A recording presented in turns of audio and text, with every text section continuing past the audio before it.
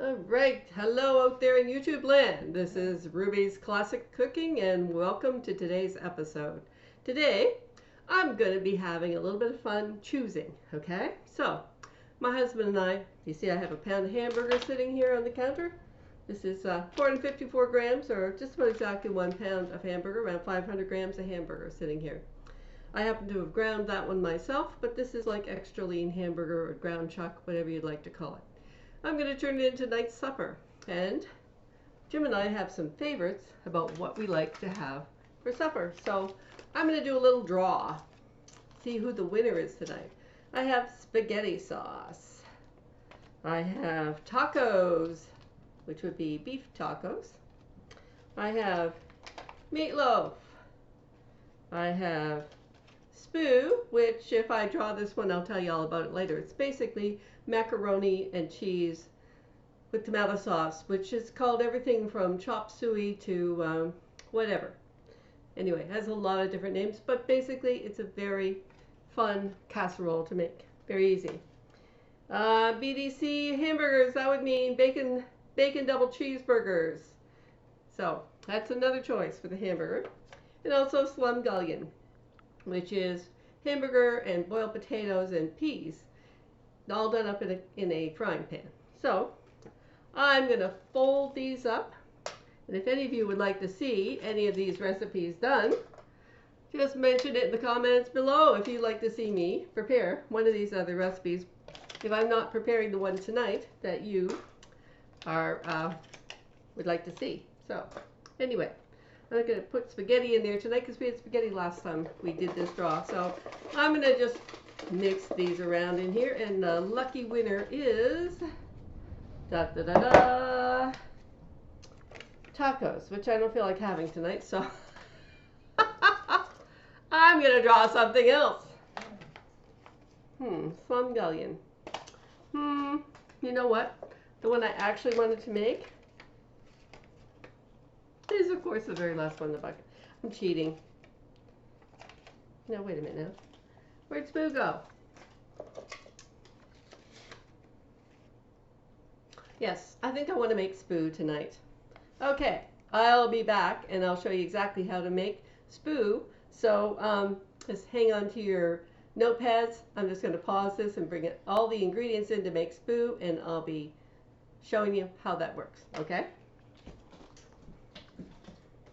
My husband and I are Babylon 5 fans, in case you're wondering where the name Spoo comes from. That's where it comes from. One of Jakar's favorites. And if you don't know who Jakar is, look it up. Look up Babylon 5. Okay. Okay. And I am back again. And I am going to make Spoo, which is hamburger, onion, garlic, salt and pepper, basil, and oregano, cheese, cheddar cheese, and mozzarella cheese. And today I'm going to throw in a little special treat, some extra macaroni and tomato sauce. And if you don't have tomato sauce, you can always use tomato juice, which my mother used to use, tomato juice and hamburger and macaroni and some cheese on top. It's a very basic casserole that and of course, here's my macaroni noodles. They're a spiral cut noodle. They're called rotini, R-O-T-I-N-I. I'm not sure if I'm saying that right or not because I'm not Italian at all. So just your regular macaroni noodles will do just fine. But this happens to be my husband's favorite kind of noodles, so that's what goes in the casserole. So anyway, I'm just going to chop up an onion, put some olive oil, which is the only kind of oil I use, into my casserole.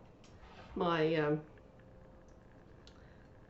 casserole, which is also my frying pan, which is also going to be my casserole dish that I cook my casserole in. So it's a one-pot meal.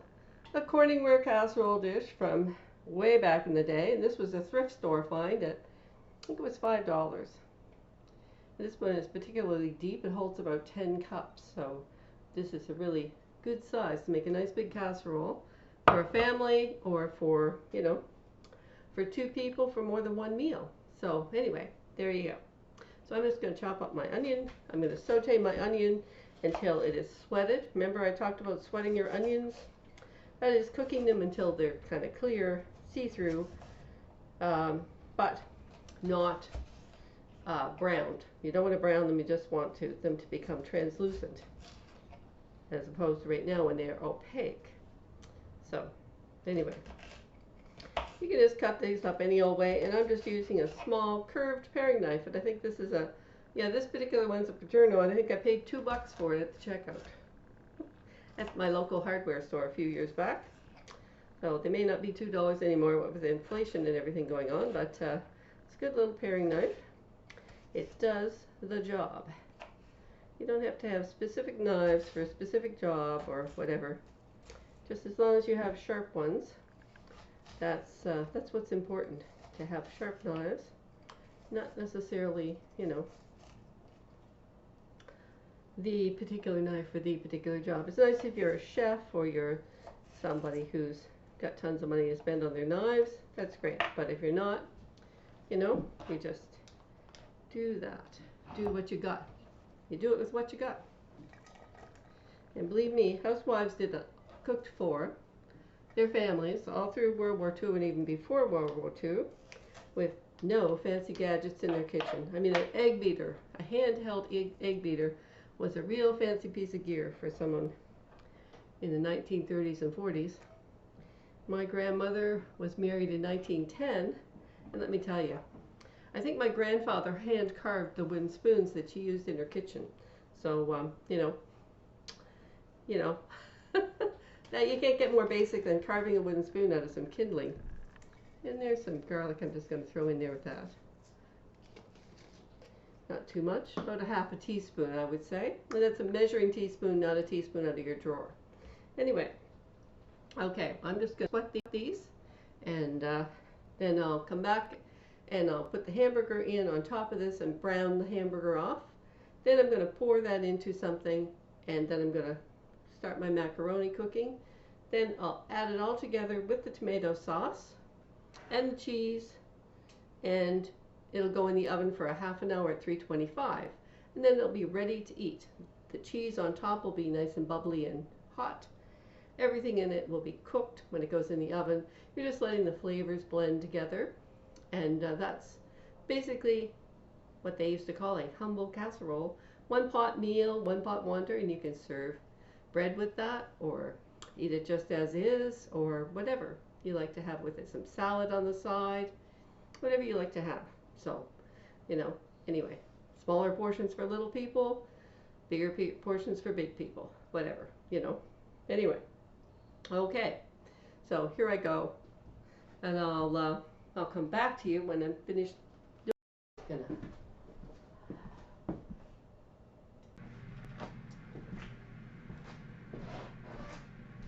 Well, hello, I'm back again, and now I have got my hamburger all sauteed and everything all mixed together. I added some basil and some oregano, about a half a teaspoon of each, salt and pepper, and of course some garlic rub to this. And it's all browned up now, and I'll show you that. See that? Oops, so I move this out of the way, then you can see a little better. It doesn't look particularly yummy delicious, but it is browned hamburger and everything else in there. Now I'm going to put this to one side in a bowl, and then I'm going to use this to boil my water in. You can use a frying pan to do this part and not dirty two pans if you want to, but tonight I'm trying to show you how you can do this using the least number of dishes possible. So I put this in here, and out of the way, I'm going to put boiling water in here, and then I'm going to cook my macaroni noodles, which is what I'm going to call them, even though they're rotini.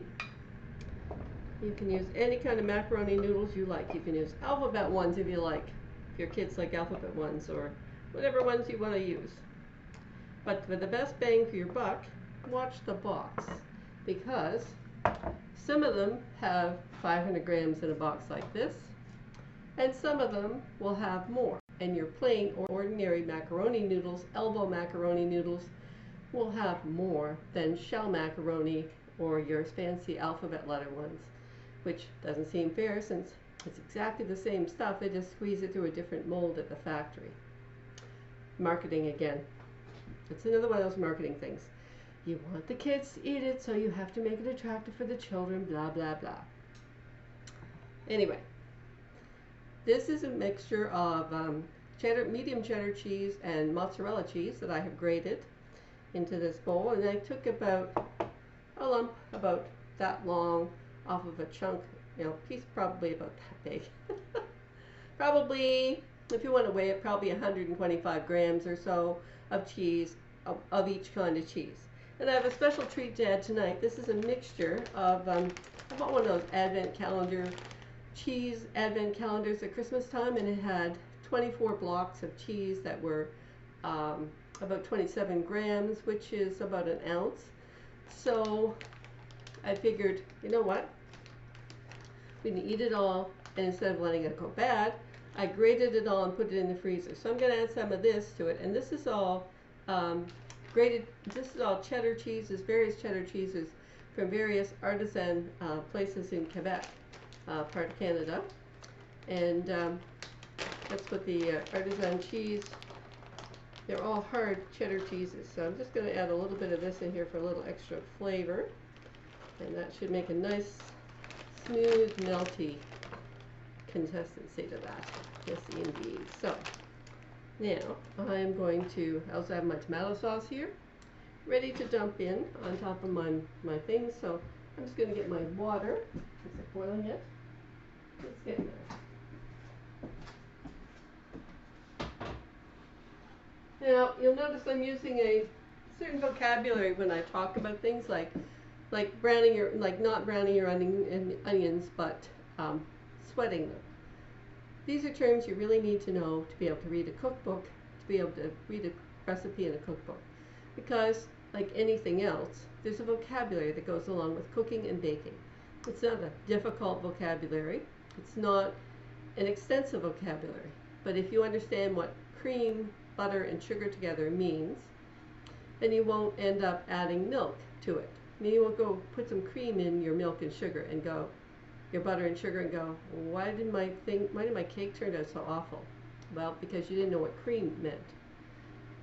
Cream does not mean add cream to it. Cream is it's a way of combining sugar and butter, sugar and shortening together.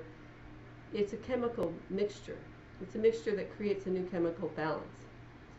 And so you end up with a different substance when you're finished.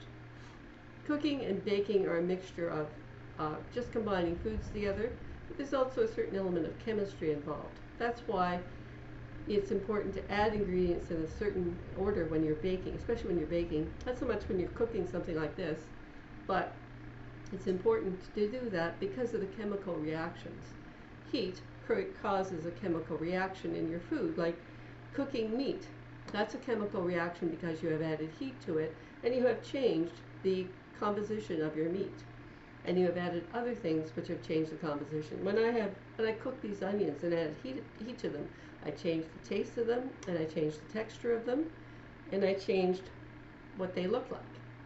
And that's a part of the art of cooking and baking, is knowing how to do that and turn out with a good result.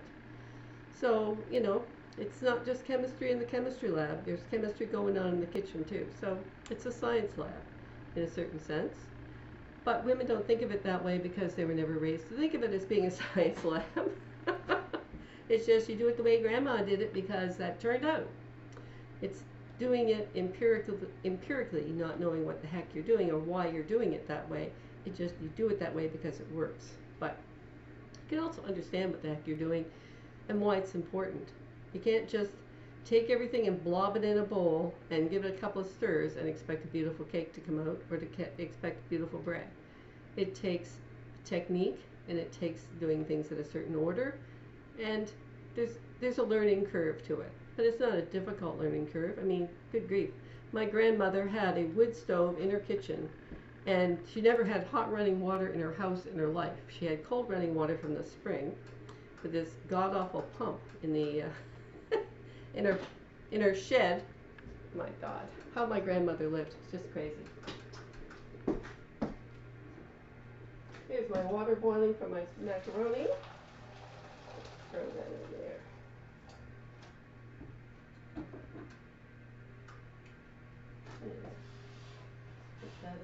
here. I'm just going to add a little smidgen of salt to that.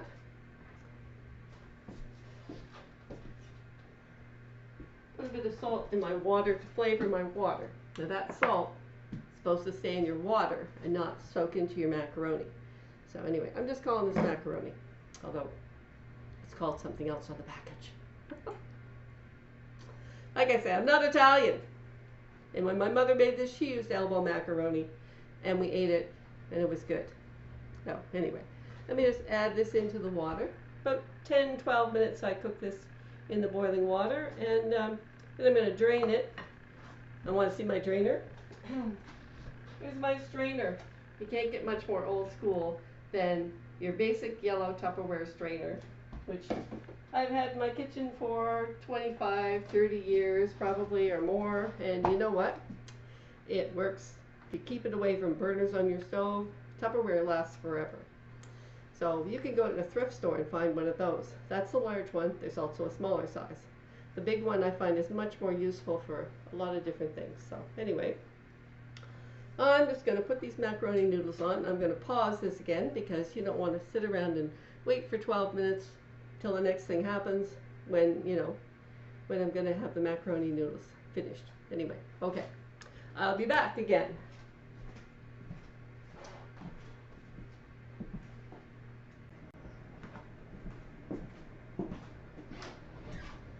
And hello again, I'm back again, and I have drained my macaroni, and I'm now going to put my casserole together, my spoo together. I know, strictly speaking, this isn't meatballs, so it really shouldn't be called spoo, but anyway, that's what my husband wanted to call it, so that's what it is. Anyway, here's my hamburger with my onions and the spices and everything all in it. And a little bit of juice on the bottom, but that's all going right here into my macaroni. And that goes in there like that. And now I just stir that up a little bit. And I'm going to add some tomato sauce to this, which gives it a lovely tomatoey flavor to your, I'm just going to dump like about a half of the can, half 2/3 of this can. And this is a 680 milliliter. I'm sorry, I don't know how much that is ounces. I think that's a 29 ounce can, I believe. 24 or 29 ounces, I believe. And I just kind of stir this tomato sauce in here. This is 2 cups of noodles, by the way. I think I forgot to tell you that. But eventually when I have this ready to go out on the air, I will have the recipe on a card here where you can see it. This gives me a good amount of hamburger to macaroni ratio. You don't have too much macaroni to your hamburger because then it just becomes totally macaroni, and that's really not pleasant. And the tomato, like I say, if you don't have tomato sauce and you have tomato juice, use tomato juice. It just makes it a little juicier. And after all, that's what my mom used to use. Sometimes she didn't use tomato soup, but when she did, she added a little extra liquid to her casserole. There we go. Okay, and there's that. Rest of this is going over here in my thing for later. And now I have all this lovely cheese to put on top. I also do this in an 8-cup casserole, but I wasn't sure how much I would be doing today, so I chose the larger casserole dish.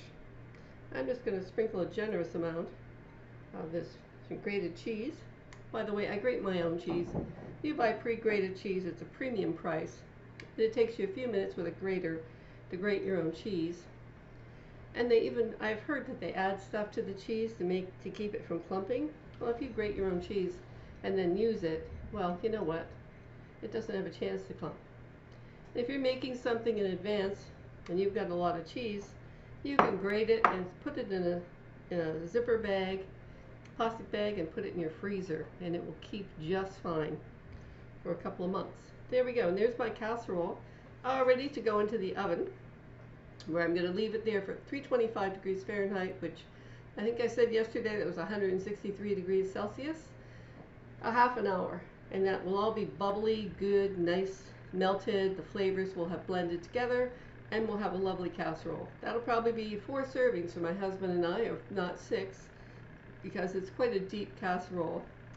And there's a lot of meat and cheese and everything else in there.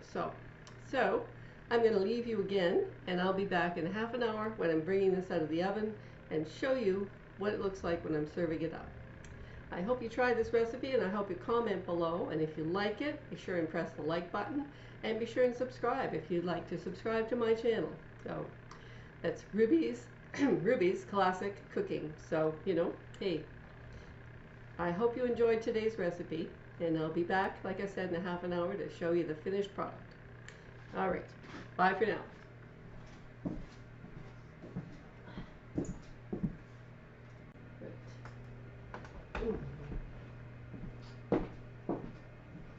All right, and half an hour has now gone by, and my casserole is ready to come out of the oven. So here it comes.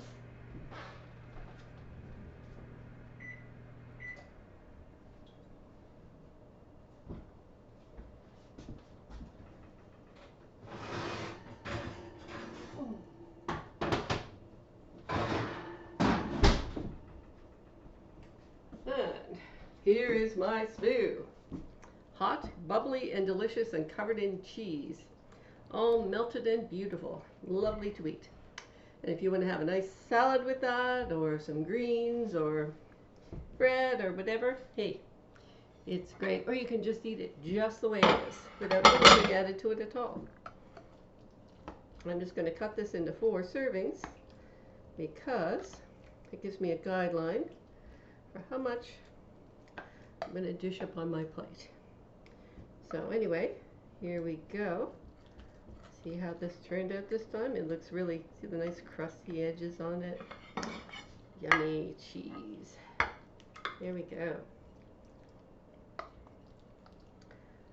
Now,